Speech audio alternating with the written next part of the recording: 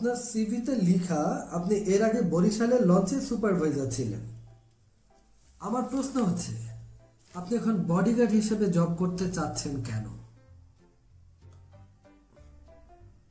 Sir, ওই পদ্মা সেতু হওয়ার পর থেকে বরিশালের লঞ্চে বেতন কম দেয়, তাই বাধ্য হয়ে অন্য জব খুঁজতে আসছিলাম।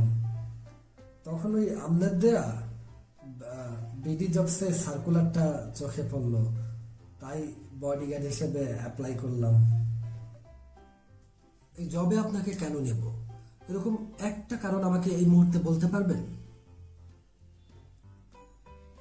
স্যার, ওই মই যখন খালাসিদের লিডার ছিলাম না, তখন ওই প্যারায় সময় খালাসিরা লাগালাগি করত। তো মই তখন ওদের লাগালাগি থামাইয়ে যে আগে লাগালাগি শুরু করছে ওরে দইরে একসের কই নাইতাম। স্যার, এটা কি মোরে মানে আমাকে ম্যাডামের বডিগার্ড হিসাবে নেয়ার একটা কারণ হিসেবে ধরা যায় না? Well, good answer. আমরা আপনাকে স্যালারি দিব 30K, মানে 30,000। কিন্তু বডিগার্ড হিসেবে জব করতে গিয়ে আপনার সম্মান যদি নষ্ট করার প্রয়োজন হয়, তখন আপনি কি সেটা করতে পারবেন? অবশ্যই পারবো স্যার। মুই এখানে জব করতে আসছি, এই জব কি মোর মান সম্মান বাড়াইবে না কমাইবে তাতে মোর কিছু যায় আসে না। মোর যায় আসে জবটা কি পাইলাম না এই এর উপরে। ওকে, আচ্ছা, জবটা আপনার কেমন দরকার?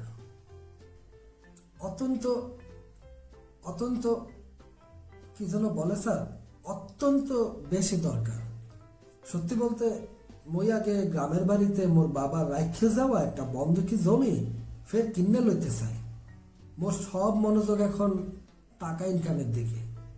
তাই ম্যাডামের আন্ডারে জব করবো বলে মোর চরিত্র বা মনোযোগ অন্য কোনো দিকে থাকবে এইয়া যদি মনে করেন, তাহলে স্যার জম্মের ভুল করবেন।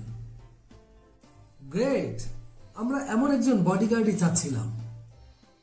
তাহলে কি স্যার জবটা মই পাচ্ছি? মিস্টার অপূর্ব, আমাদের একটা কন্ডিশন আছে জবটা দেওয়ার ক্ষেত্রে। বলুন স্যার, যে কোনো কন্ডিশনে মুই রাজি। কন্ডিশনটা একটু আনইউজুয়াল, তবে স্পষ্ট করে বলি, আপনাকে কাস্ট্রেট করব আমরা, তাহলেই জবটা পাবেন আপনি।